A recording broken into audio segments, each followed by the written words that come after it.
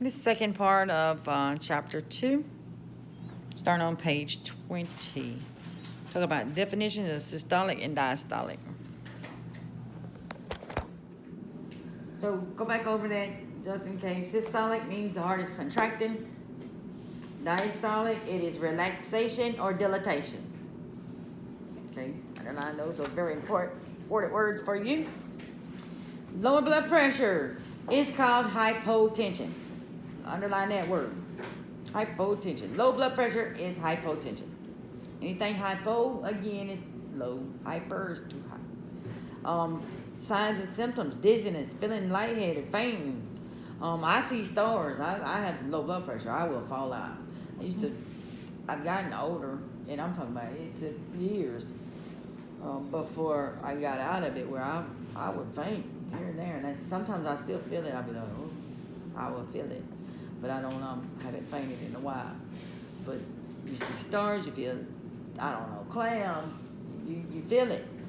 And if somebody can feel it, tell them to sit down, put their head between the legs, and it works. I guess the older I get, my blood pressure is tending to raise anyway. But yes, I would fall out. I feel like, growing up all the time. Well, I got low blood pressure and I don't need to. Yeah, and I got low blood sugar. They see me chunky, they think, all of the above, but it's not, it doesn't go with that. It really doesn't. But just mark yourself, because I have noticed that it is true that no matter what, that blood pressure is going to creep up. And that's why if you're already at a normal and it starts creeping, then you really need to watch that, because they're going to start messing with you. And I don't want to get there, but eventually I think I'm going to creep up. So we all got to watch our blood pressures, cholesterol, and all that good stuff, because it's normal that your blood pressure does go higher. So if you're right there working or tending on getting too high, you might reach that as you age. So remember that. Hypertension, underline that as well. It is when a person goes, and underline that, when a person goes from a sitting or lying position to a standing position. They call that orthostatic. Ortho meaning that there's position change. So when you go from sitting to standing, they call it orthostatic hypertension. Your doctor will tell you to get some orthos on them. That means they want them lying down, sitting, and standing. They want their vital signs: lying, sitting, and standing. And it really tells what's going on with the heart. It'll tell how the heart is reacting, and we'll tell them some blood pressure meds that you need to be on. That type of thing. All those little bitty things will help a doctor diagnose where your problem is happening. So they'll ask for orthostatics. That means they want lying, sitting, and standing. And that's what they'll just say. Let me get some orthos, or let me get some orthostatics. That's how they'll say it. And you're just supposed to know what you're talking about. Lying, sitting, standing blood pressures. And they will, that also is a sure indicator of hypertension or dehydration. We can find out real easy what's going on with them, especially with the orthostatics on that one. I about can tell you whether they're dehydrated or not, but just from doing it so many years. Causes for low blood pressure, all kind of things: pregnancy, heart problems, dehydration, loss of blood, of course, that one, endocrine problems, hypothyroid, hyper, all that can cause problems with your blood pressure, make them lower. Severe infection, if you get real low, they got to worry about you, because a lot of times that means you got it. The worst infection it is when systemic, throughout your body. And you would think once an infection, because an infection causes your temperature to rise, but when it gets real bad, it causes you to lower, and they get scared because you're about to go in shock. You are about to die. That infection has took over and it's invaded everything, your organs, everything. When it's systemic, that means your body. And that we're very worried. And a lot of people we have to pull out of it. And that is some life-saving measures when you get low, called septic shock. They can kill you. And that's what a lot of people go out when they have severe infections of septic shock. Severe allergic reactions as well will cause you to have a low blood pressure. Lack of nutrients, anemia will give you low blood pressure. All of that is indicators. Some medications can also cause you to have low blood pressure. And of course, the number one is the blood pressure pills, because we want them to cause low blood pressure. We want them to lower your blood pressure, not cause low blood pressure really, but we want it to do that. Sometimes people would take medications that they don't need. I'm gonna be scared, and my friend actually died. This buddy, and I think in my heart of hearts, she took too much of her blood pressure meds, because she would forget her blood pressure meds and double up on them sometimes. And I really believe this day she doubled up and didn't really need it, because her blood pressure would go up and down. And it took her out, because we was going to go out that night and everything. And next thing you know, she didn't show up. We went looking for her, and she couldn't breathe. Sitting in her living room, just couldn't breathe. And took her to the hospital, and she died in the hospital. And they tried everything, but I really think she took too many blood pressure pills, because they couldn't get her to breathe. Her pulse, her blood pressure wouldn't come up, all that. So I really think she overdosed on blood pressure pills. It's possible. That's what they're for, to reduce your blood pressure. Most of the time, they're going to give you some kind of warning sign, like cramps, if it's something like that. You just got to watch. Don't let people take their normal meds. And if they skip a blood pressure pill, that does not mean double up on them. Know that. Even when you're giving medication, you might have to do that. You don't catch up on blood pressure pills. You don't do that. Now, antibiotics, maybe. You're supposed to go ahead and get that medication in when you remember it. It's close as to the time that you were supposed to take it in the first place. Not at the same time. Don't double up on meds. Viagra. What's what some men die. Everything, it takes all the blood and sticks it down there. However it does it, but it does it. And that causes their low blood pressure. And that's how a lot of them die. I thought it rested hard up. It lowers everything.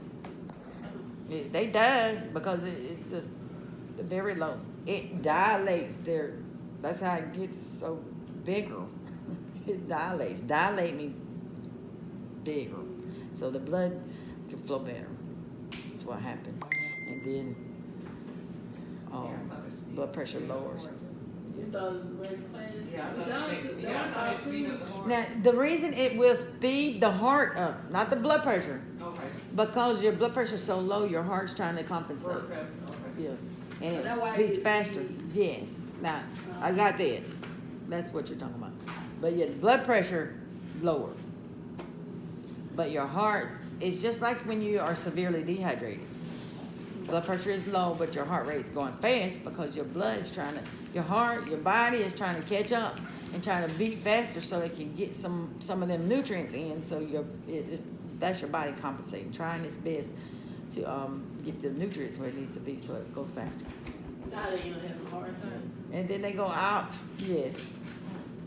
I just always say, I guess that's a nice way to go out if you gotta go. You gotta go. They don't get it in. Right, and don't let it be in me. And you done killed somebody. That's some good stuff. You done killed them. But yeah, Viagra do that as well as some antidepressant meds, Parkinson's disease meds, all those lower blood pressure. Types of low blood pressure, we've talked about this. They call it postural or orthostatic hypotension. It's a sudden drop in blood pressure when standing up from a sitting or lying position. Underline that. And some people will actually feel that lightheadedness. Sometimes you don't feel it. It's going to show up on the machine though, or however you're doing manually or on the machine. But I love the machines when we're doing that. We can get them to lay down. They just hold it there. Okay, stand up, hold it there, press the button. But It's always that sudden drop. It'll give you, it'll give you warning signs of what's going on with you. Flip on over to postprandial hypotension. Postprandial. Anybody know what postprandial means? After eating. After eating. Postprandial. Hypotension is always going to be low blood pressure. Postprandial is the type of low blood pressure. It's after eating, because once you ate, all your food is here and your blood goes. That's why you get tired too. A lot of people get tired after they eat. They just want to go to sleep, especially after a buffet. You get real tired. You just want to go to sleep, or after grandma's Thanksgiving, or after, you just let me take a nap a minute. But that's why it's putting all the blood in your stomach to work on everything you just stuck in there. We gotta work on that. And it lowers your blood pressure. That's what they call postprandial hypertension. Underline that. Sudden drop after eating. And then you got your neurally mediated hypertension. Mostly affects your young people. It's standing for long periods of time.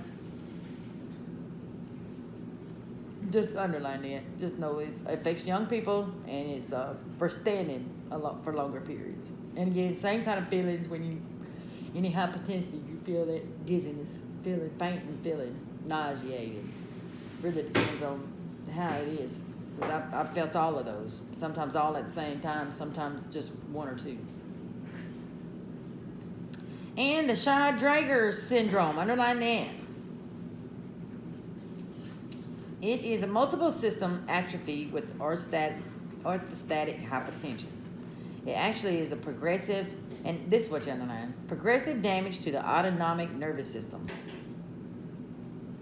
And your autonomic nervous system is your automatic nervous system. Put those two together, and anything that happens automatically, it's affected, which will affect your blood pressure, heart rate, breathing, digestion. All that is automatically happening. You also may have muscle tremors, slowed movement, problems with coordination and speech. Underline that. True signs of low blood pressure. What'd you say? Muscle tremors, slowed movement, problems with coordination and speech. All of that. Severe orthostatic hypertension. It's just bad low blood pressure. And it causes damage to your autonomic, which is also your automatic nervous system. Risk factors for hypotension, which is odd. Why would we need to know something that's hypotension, but we need to know that as well. Age. People older than 65 actually have a lower blood pressure. Or, I shouldn't say all of them, but it will happen. Medications, of course, causes hypotension, diseases, especially Parkinson's. And the medications they take with Parkinson's can cause that low blood pressure. Diabetes, some heart conditions. A lot of times it's blood pressure meds. It's going to give them low blood pressure. So we watch them. Treatment and drugs. Treatment is not required if signs and symptoms are only mild for hypotension. So they've never tried to offer any kind of assistance. They tell you go drink some water or do something. They really don't care. They're like, you damage yourself? Are you okay? Wake back up. If you faint, you just wake back up. But that's it. They give you some orange juice and some water and let you sit down for a minute. Yeah, that's about it. They don't do a lot for you. But if it becomes a problem, and I probably needed it back then, is they give you midodrine. Midodrine, that's at that last little sentence there. The drug midodrine, or Ovatin or Prometin, is often used to raise standing blood pressure levels in people with chronic orthostatic hypertension. So what are we going to give a patient with chronic orthostatic hypotension? Midodrine.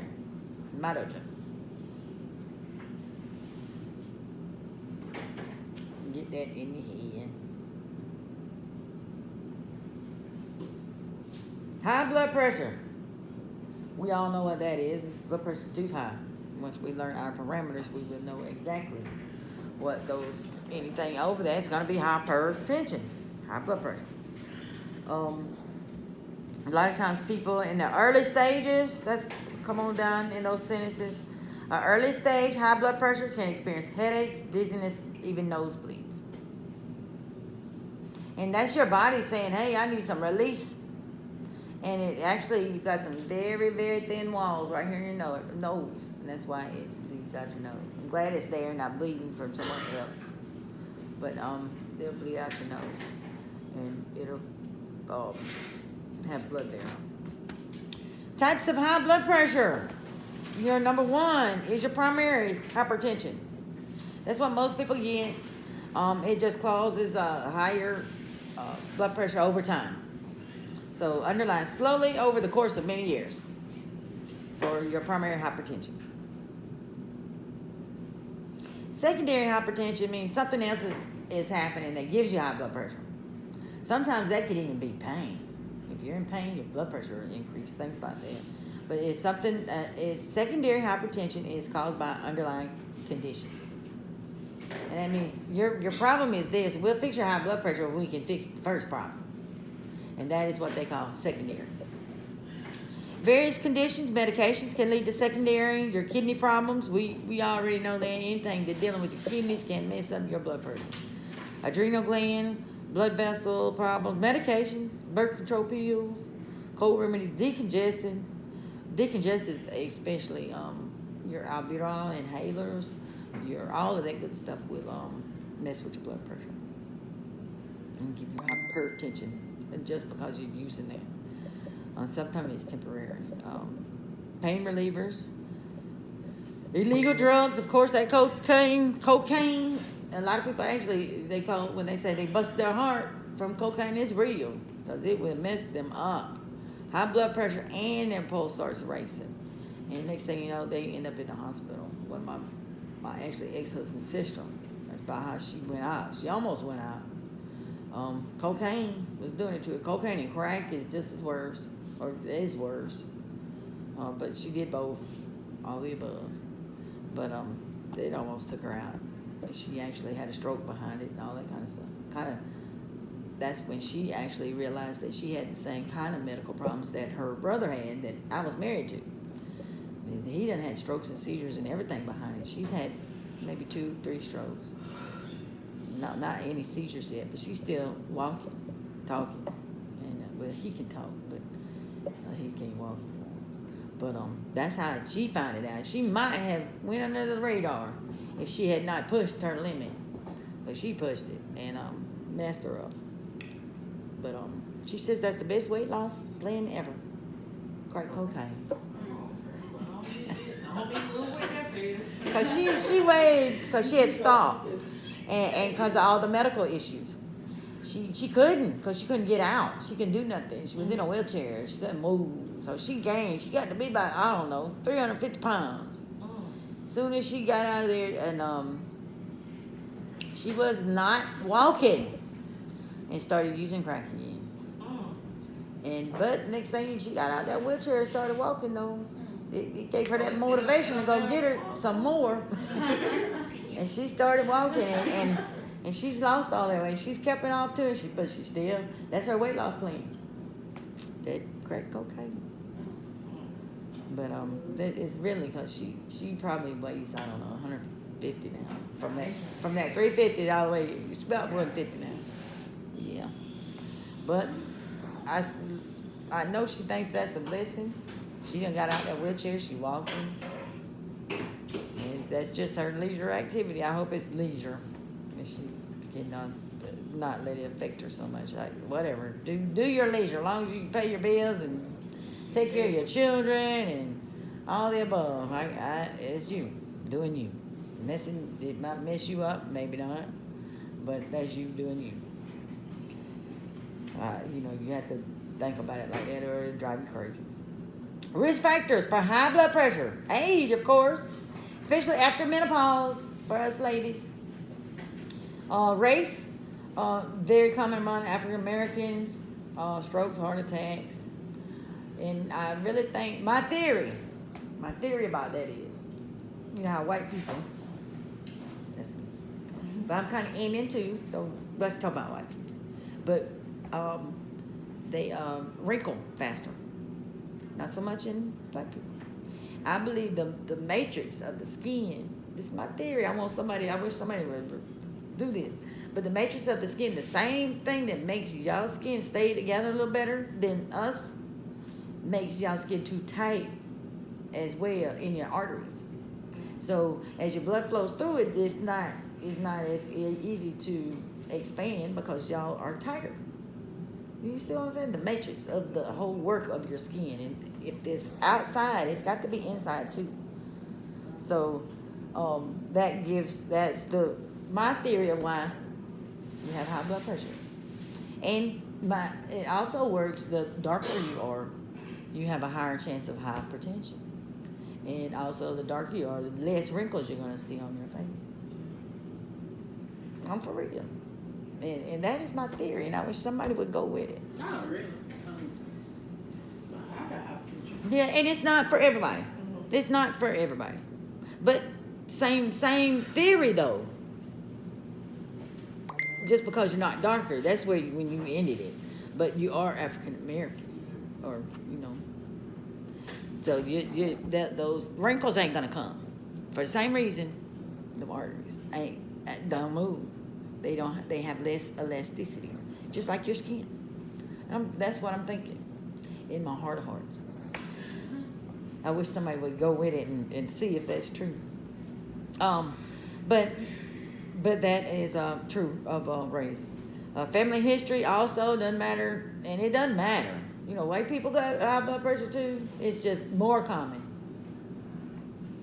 And it tends to run in your families. My friend, she's her mother's dialysis, brother was dialysis, sister dialysis. All of them are passed. And she's the last one. She's not the last one standing. She got one more, but two more.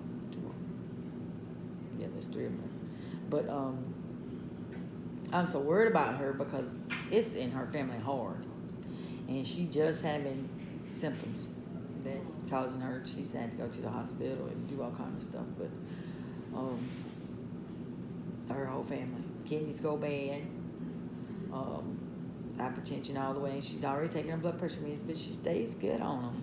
But she had to go to the hospital, and she stayed in there, 2-3 weeks, and they was trying to fix her.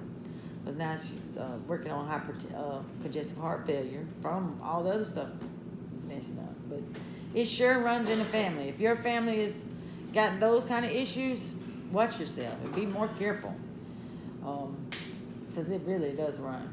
And I thought she just missed it. I just thought she missed it, but it's showing up in her older years. Yeah, high blood pressure in my family, but I got low blood pressure. Yeah. Yours might eventually just work on to be normal.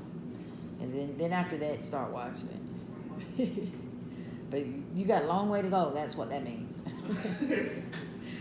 If they're physically inactive, overweight, or obese, using tobacco, alcohol, sodium, potassium.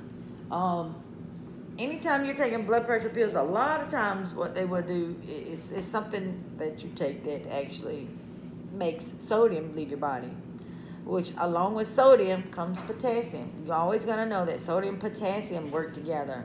Y'all remember back in your biology days, sodium potassium pump. They got to separate. They've got to cross, and they've got to, one is a positive and one's a negative. Got to go way back. One's got a positive one electron and one's got a negative electron. And in order for things to happen, they have to shift and make things happen. But your muscles, same thing. All the electrons move from one side to the other side to make it contract. All of the above, especially your sodium and potassium. So when your sodium and potassium is up, that's your muscles. What do you also have a muscle in? Your heart is a big old muscle. You're going to see it and feel it first. When they say they're cramping in their legs and stuff, that's your warning sign. That could soon come to your heart. You want to get it fixed when you got cramping in your legs. And a lot of times it's caused by diuretics, which helps high blood pressure. All those water pills and things like that. So always watch that. And somebody's cramping, you ask them, they're on some blood pressure pills, they need to start drinking some water, get some fluids in them, drink some Gatorade, something to get that potassium back up. Eat bananas. Heard somebody get a banana. Potatoes got potassium. Potatoes, potassium. That's what you do. Give them a banana and boil them with potato. But anything that you can find with more potassium in it will help them people as well. Most of the time, they're just going to give them a potassium pill. Doctor's going to help them out because it's taking it all the way. Sodium and potassium travel together. So in your kidneys, they travel out your body together. So that's why you got to watch that potassium levels. Stress can cause chronic conditions, pregnancy.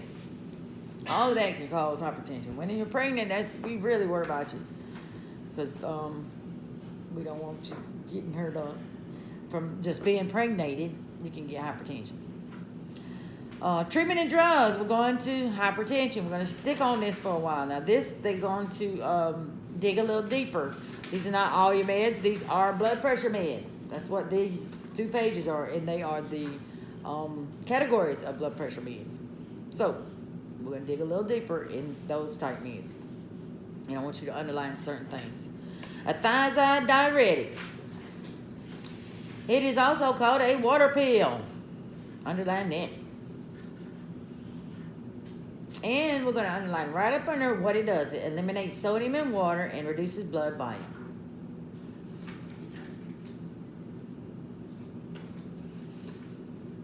A lot of times they try that first. So it eliminates sodium and water and reduces blood pressure. What I say goes along with sodium? Potassium. And sometimes they'll give them a potassium supplement just to counteract that. Beta blockers. Underline, they reduce the workload on the heart and causes the heart to beat slower and with less force. It beats slower and less force. Beta blockers reduce the workload on the heart, which causes the beat slower and with less force, which is wonderful and fixes a lot of people's blood pressure. And again, they talk about African Americans here. Have y'all had any of your family members? It's funny to me. I've never seen a white person with it, but their lips get real swole. Have you seen that? Yeah. I seen a guy. He was in the store with me. Oh my God, my lips are swelling. But lisinopril, y'all gotta watch lisinopril. If it will also have you notice her coughing, and that's everybody. Coughing. It doesn't mean that white people don't get it, but you just gotta watch that. But it'll cause a little cough in the back of their throat. That is a side effect as well of those beta blockers. But his lips were so swollen. He was like, "Oh my gosh!" He looked in the mirror. "Oh my gosh!" But and he didn't know. He thought he had ate something. And that's I was in there, so I'm like, "You just started some new blood pressure pills?" He was like, "Yeah, I never had blood pressure pills. I wish I didn't need them." But he didn't need that one. But it was too funny. It was too funny. I've actually seen 2 people, and it was comedy both times. Nobody wasn't bothering their life, but it swelled their lips up. And that's weird side effect, but that is the side effect. Get them on something else, and that's all they're gonna do. Take them off that, and it'll go away. But that's how they figure it. And a lot of guys won't take that blood pressure pills because it does something to their nature. They're like, "Oh yeah, I don't want that because it's gonna mess with my nature." But I have learned this just from being with my fella that ain't too long. But you got to keep taking it. They got to keep taking it. They can't stop. Then that side effect or whatever will go away. But that probably lasts about a month because he was like, "Oh no, I don't know." I said, "But you need your blood pressure pills. Take your blood pressure pills, and you're gonna die or get some." He said he'd rather get some die. But it went away. It went away. They're gonna have to take their pills normally, and just tell you guys that because they put you on blood pressure pills when you get high blood pressure, and it may come. So just make sure that they take their meds, and it'll go away. And if it don't, they'll just change the medication to something else. But they normally put them on that one real quick, but they got medications that won't mess with them. So let them work on it because they're gonna need their high blood pressure meds. You don't want to die just because you want some. I would do that. Thank you very much. But that's beta blockers. It reduces the workload on the heart because it's a beat slower and less force. ACE inhibitor. It helps relax blood vessels that are blocking the formation of the natural chemical that narrows blood vessels.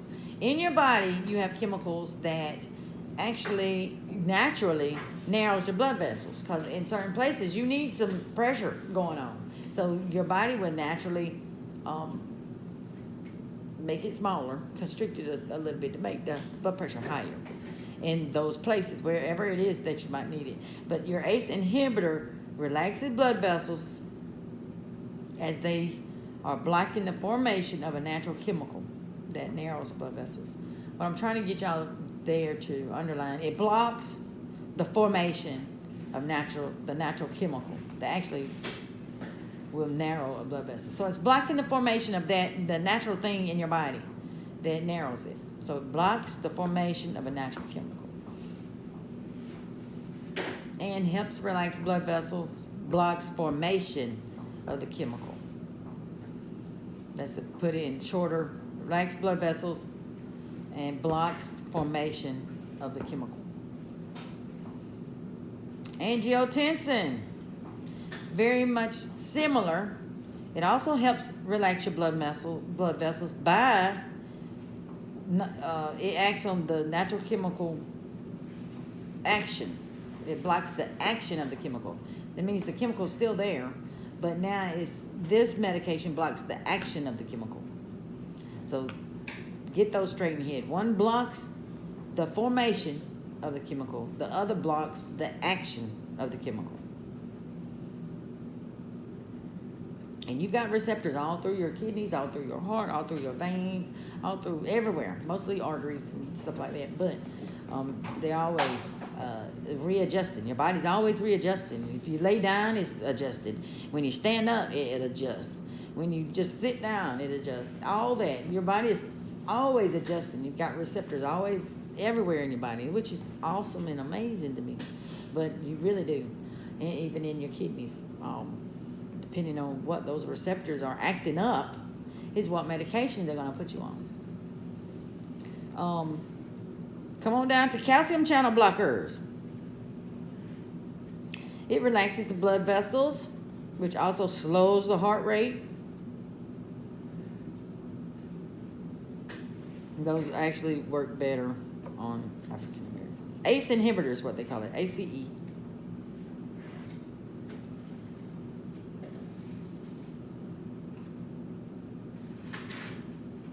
Oh no, that's what ACE and beta blockers.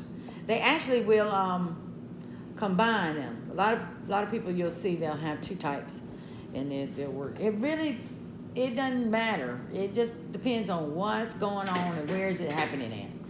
That's the type of blood pressure pill you're gonna get. If it's happening wherever it's happening at, what's causing the problem? How are we gonna fix it? And that's what kind of blood pressure pills you're gonna get. And doctors will tell you what it is. I don't know, but I know, it really depends on where this messing up at. So, calcium channels help relax the blood vessels and slow the heart rate. So, relax blood vessels, slow the heart rate. And really doesn't have a lot of else to learn on there. Just relax the muscles, slow the heart rate. Renin inhibitor. Anything renin, when you see the word renin, it's going to mean kidney. Because you got your renin stuff going on in your kidney. They call it the renal glands or your renals, all that dealing with kidneys. So your renin inhibitor, it slows down the production of renin. And that's what renin is, an enzyme produced by the kidneys that starts a chain of chemical steps that increases blood pressure. So if you already got blood pressure problems, we don't want none of that renin going on. So this pill actually reduces the renin that's in your body.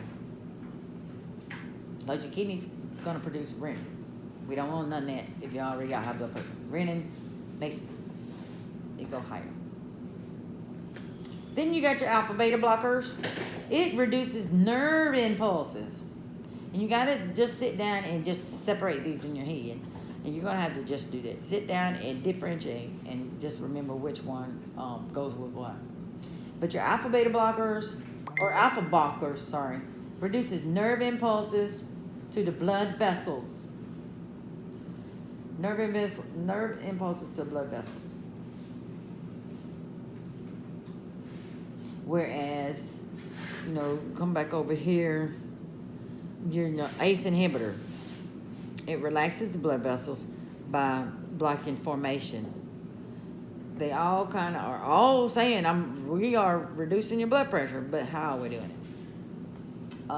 Alpha blockers, nerve impulses. Alpha beta blockers, it blocks nerve impulses and slows the heart rate to reduce the amount of blood that must be pumped through the vessels. So a lot of times they put that one together. Alpha meaning nerve impulses, beta meaning messing with your blood vessels. So nerves and blood vessels is your alpha beta. That's why they call it the two together, nerves and blood vessels. Central acting agents. What is your central part of your body? Brain, spinal cord, especially that brain. So a central acting agent is going to work on your brain. So it prevents the brain from signaling the nervous system that says increase your heart or increase your blood pressure. Really depends on what's going on, what's wrong in your body. Central acting means it's telling your brain don't increase that blood pressure. You got enough already. Something's going on. Miscommunication between your body parts. And your vasodilators. Dilator always means expanding, getting bigger. It works directly on the muscles and the walls of the arteries. So where does vasodilator work? The muscles in the wall and the arteries. There you go. The muscles and the walls of the arteries. And the arteries are very, very powerful things. And it goes straight to the muscles that's in the arteries. So it also makes it not be able to tighten and or narrow, which is a good thing. Vasodilator. You're really just gonna have to sit down and differentiate what it's messing with. Is it messing with the nerves, blood vessels, brain, muscles of the arteries? This one just causes it to reduce the workload, relax blood vessels, blocks the natural chemical, blocks the action, and relaxes the muscles of the blood vessels. So just separate them like that. This is the only one they really dig a little more into, that you'll have to know the differences. Also, blood pressure testing. We got to know. And y'all probably already know what's the normal blood pressure. They'll say, okay, you're wonderful. 120/80. 120/80. Nowadays, 120/80, all the way up to 139 and 80 to 189, or just 89, sorry. That is, we are calling pre-hypertension. Used to be you get 121/81, they're going to say, oh, you're so wonderful. Now they are calling it pre-hypertension. That means they're going to start telling you, eat right, exercise, eat you some oatmeal, and do the right thing, because they know that you are creeping up. And that's naturally going to happen. I've seen it literally with myself as well. You are naturally going to creep up. So we are going to fight the creeping and eat right, exercise, and get our heart healthy. But that's what we're calling hypertension. Anything from 120 to over 80 to 139 over 89. Now anything after that, what do we call it? Anything over 140/90. That is hypertension. We're going to get some meds. If you go into the doctor and you're constantly 140/90 and you're teetering on that level, they're going to put yours up. If not, you tell them you want to get put on something, because that's extra work on your heart. That is not cool. And it's extra work on your kidneys. It's extra work on the little bitty veins in your body. And once you get over 140/90, they're definitely going to call it hypertension, and they're going to be looking for meds soon. If you don't exercise and get it back down yourself. And you can try. You're right there. You can try and exercise, especially if you haven't been. That may fix it. You won't even need blood pressure pills. So just remember that. Stage 2 hypertension, if you're real high, 160/100, we're probably going to give you some kind of emergency, quick blood pressure pills. They're not your normal pills that you take. We're going to give you some clonidine that normally drops it down real fast. if you're 160 over 100. And make sure you're always reporting when it's out of range. Always. Devices to measure blood pressure, that is your sphygmomanometer. Sphygmomanometer. Always, y'all can read that, but important stuff, using the correct size cuff. We already know if it's a big arm, you need a bigger cuff. You don't need to be trying to barely have a little cuff hanging on somebody. Or if it's too big, that's even more, that's dangerous too, not more, but it'll mess up a blood pressure and it won't be accurate. So make sure it's always at least wrapping correctly. Make sure that they are also, when you're doing the blood pressure, you want their arm even with the heart. It keeps that normal blood pressure that you're really gonna know that what's reading in the heart. Of course, also as well, you need to use your stethoscope. And underline this, fancy meaning, it's an acoustic medical device used for auscultation or listening to internal sounds of the body. That is your famous definition of stethoscope, an acoustic medical device used for auscultation or listening to internal sounds of the body. And star that. If I ask you what instrument is used to do blood pressure, what's your number one? Sphygmomanometer. Sphygmomanometer. If I asked you what's used for auscultation of your body parts, what are we gonna use? Right. So blood pressure is your sphygmomanometer. For listening, and you're gonna listen with your stethoscope anyway with your blood pressures. So auscultation is your number one thing with your stethoscope. You're gonna listen to everything: lungs, heart, blood flow. In combination with your sphygmomanometer, that's your blood pressure. So, number one, sphygmomanometer, blood pressure. And then if they just ask about stethoscope, it's for auscultation. Respiratory rate, what should that be? What should your respiratory rate be? 16 to 20. Different schools of thought may even say 12 to 20. And it's because certain medications you can't give if they're under 12. But here we are learning what is in this book here. And if it's respiratory rate will also increase if they've got a fever as well. And underline that somewhere. There are factors that can cause the respiration rate to change, such as fever. Underline that. If you got a fever, your respiration is going to be higher as well. And you always count for how long? A full minute. Not 15 seconds times 4. Not 30 times 2. You count the whole 60 seconds. And then you won't have to do any calculations. And no estimations is what it does. It estimates. I watch the chest rise and I breathe with my patient. I don't care if they're hyperventilating. That's about the only way I can keep track of what they're doing. I might hyperventilate for 1 minute. That's it. I'll be back to normal. But your best thing is to make sure I actually breathe with that person. And that's your easiest way to count respirations. If you're ever having trouble, just stop and breathe with your patient. It's not a happy thing when you're estimating all the time, especially older people, because they may be dying. Their respiration is 12 or 10, and you don't even know it just because they're not having a hard time. Most people only start counting if they look like they're in labor, or if they, in labor means laborious breathing or something like that, but they may just be breathing and slowing down. You need to know that. So know that as well. Know these respiration levels as well. Up to a year of age, how often? How many breaths per minute?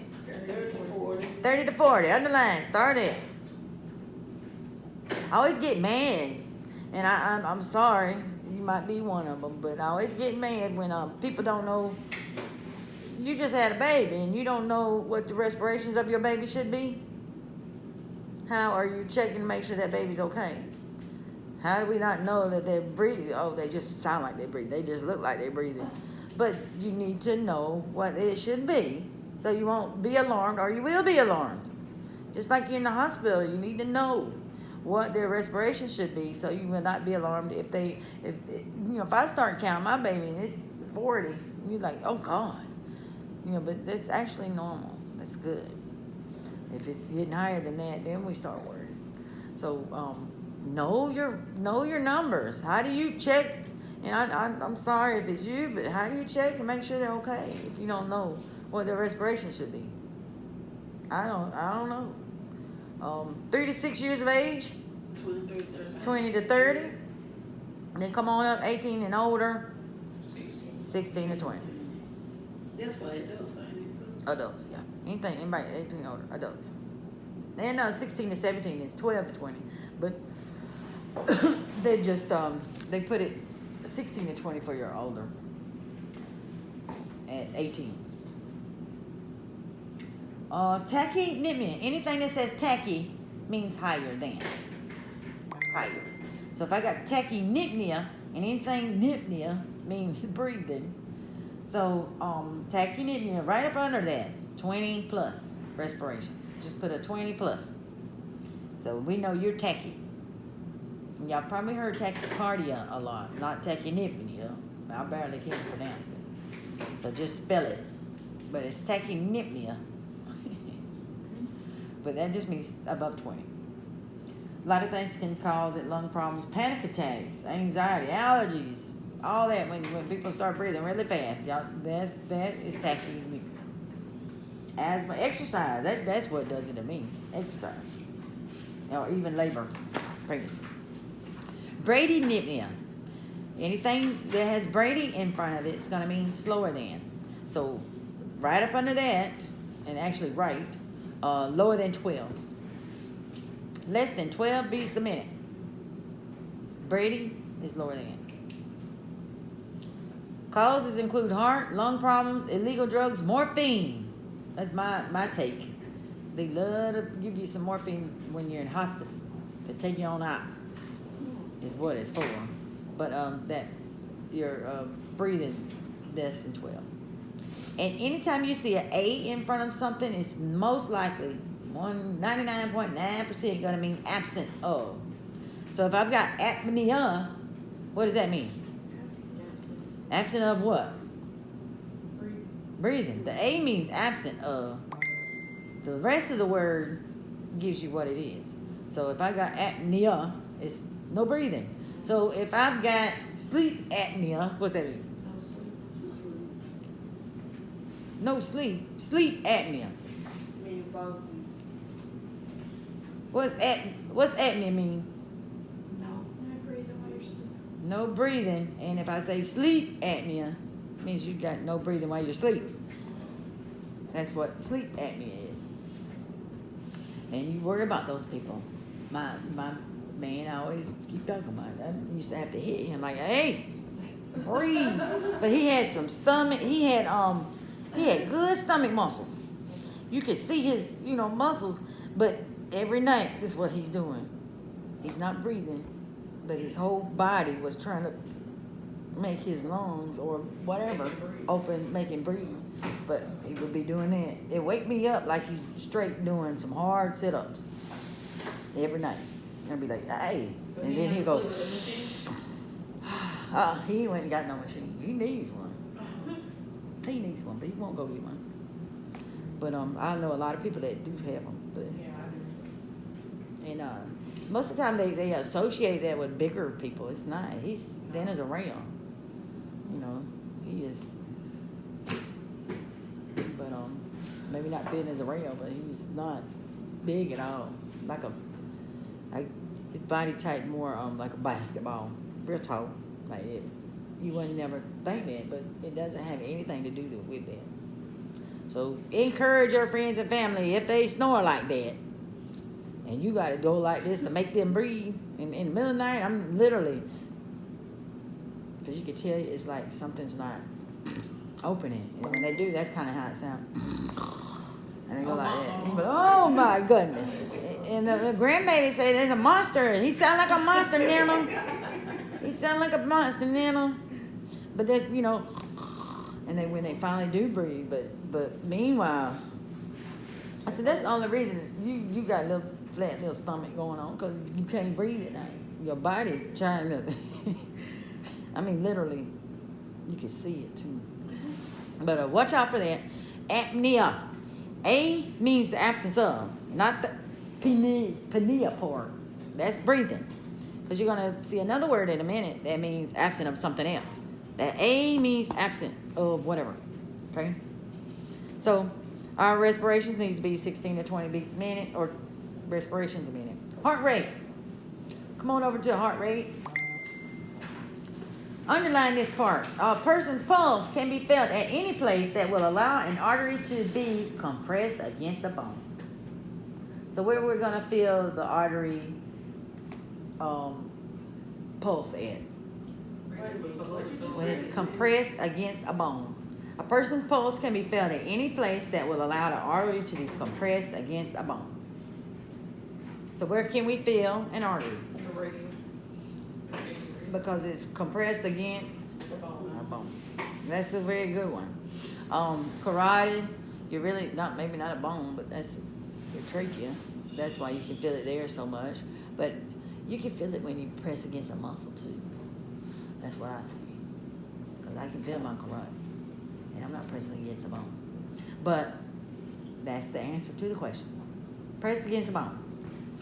What is the newborn? Now here goes another one I get mad with. Just like newborn's respiration. How about the newborn? What the blood pressure? I mean the beat should be. The heart rate should be 120 to 160. If you don't know that, imagine your baby's heart rate slowing down and you don't even realize it. You know, you wonder what's wrong with your baby, and maybe they went and got infection or septic or something, and they really went low. You don't know, because you don't know what their heart rate's supposed to be, and or the respirations, and that just makes me want to shake people. Newborn, 120 to 160, just like, and sometimes they won't tell you, and I've actually had a miscarriage, but you know when they do the ultrasound. And they're showing you the heart rate takes a minute. That's how they're knowing whether you're high risk or not. Whether some of these, like the pulse is small, lower or higher. They're gonna be like, we need to check on this. They don't tell you that. They don't say, you know, we got to put you on some high risk because your baby's heart rate. They will just say you're high risk for whatever. Sometimes they will, but they'll monitor you. A lot of people that have been rushed to say they've been rushed to C-section.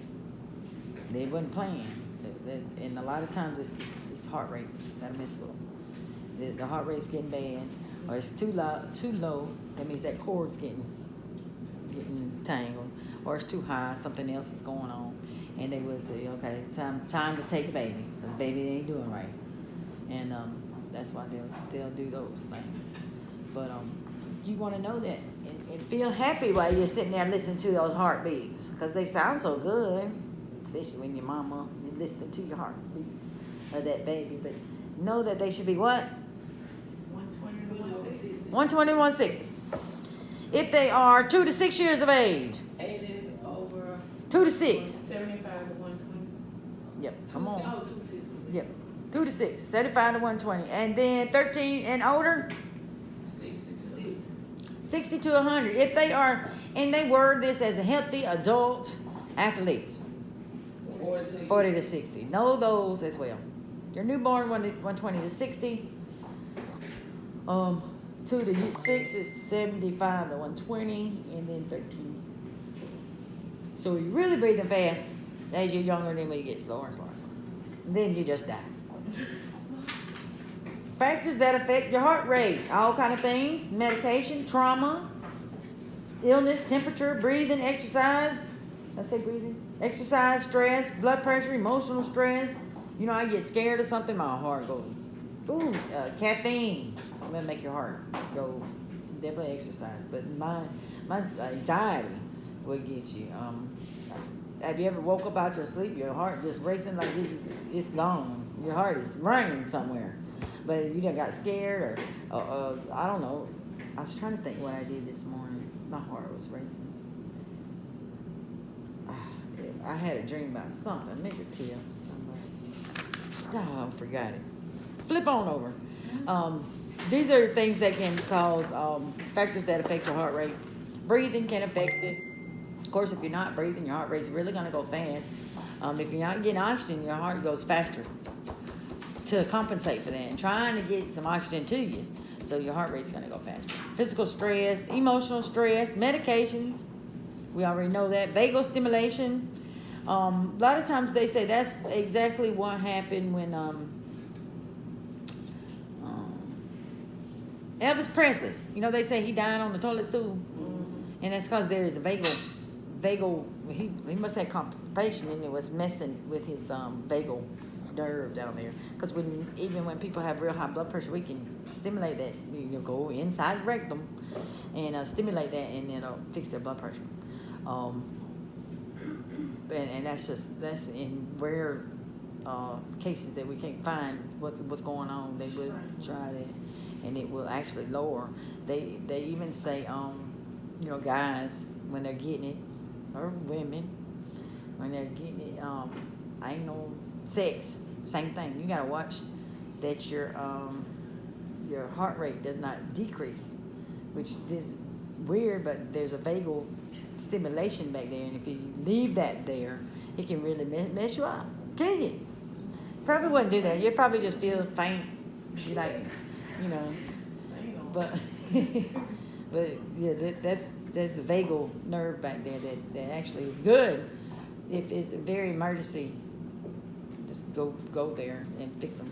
But when their pulse is real high. So if somebody comes to the hospital with high blood pressure, they're just gonna turn on? No, that's like the last resort. They try everything else, and then they're gonna try it because, or if you don't have meds, or you're out in the field, or if you're whatever, and somebody might stroke out on you. Hopefully you got some gloves and some lubrication, and that'll help them. Well, I guess I just rush into the hospital. But that's a quick way, and illness, of course, we know that, and underline that part. Illness such as fever will put an increased metabolic demand on the body, and the heart rate will increase due to oxygen requirements.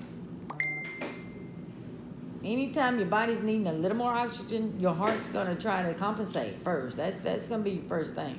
So your heart rate's going to increase. It's going to try its best to let me get some oxygen here. Fever will do it because it causes an increased metabolic demand. Heart problems, of course, plaque, arteriosclerosis, arrhythmias, any heart problems will mess up your heart. So here we go. Tachy means above. So if I got tachycardia, just remember it's above 100. And write that in, right up under that word, so you can just look there. Tachy is above 100. What do we say? Brady means lower or below. Brady below. So it's below 60. And write that there. You said tachy is higher than 100. And Brady is below 60. Brady below, tachy above.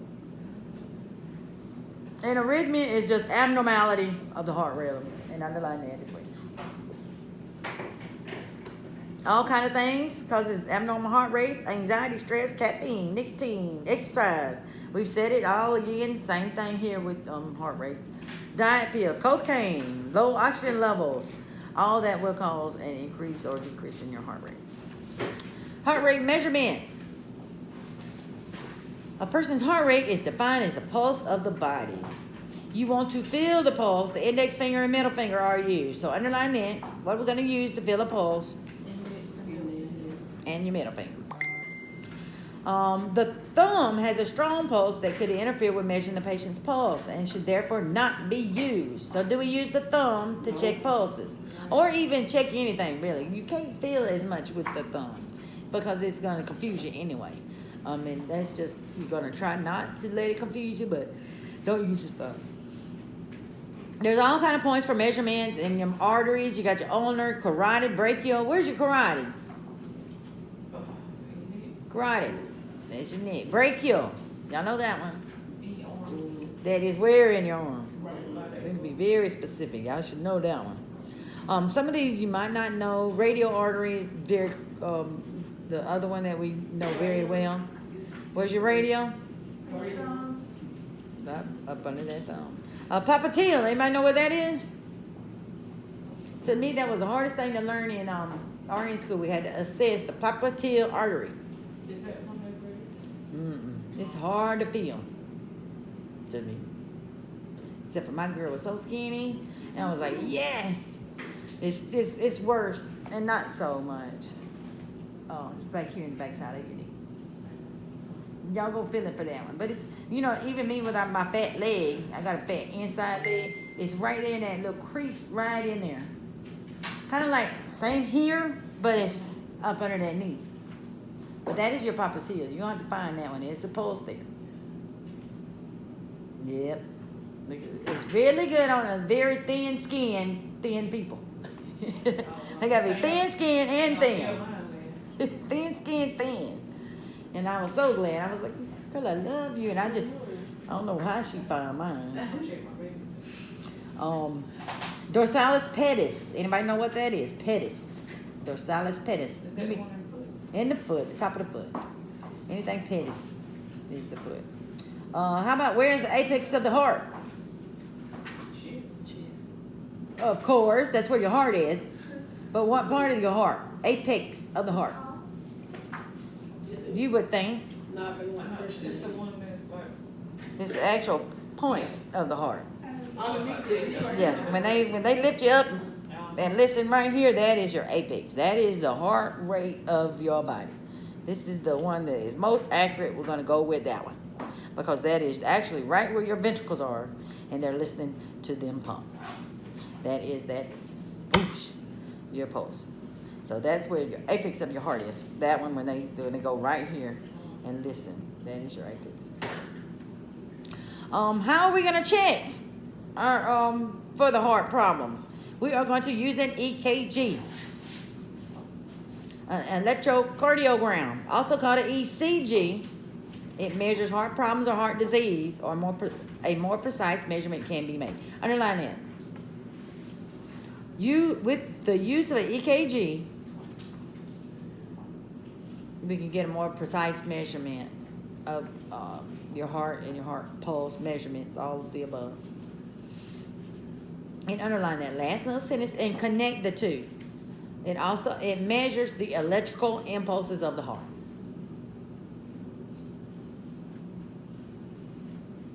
You lost the page over there? We should be on 35. I'll get you the page. And it might be that some are missing. Was yours one that was put together backwards? It might be near the end. Go to the end. Because some of them are backwards. But the use of the EKG is also called the ECG.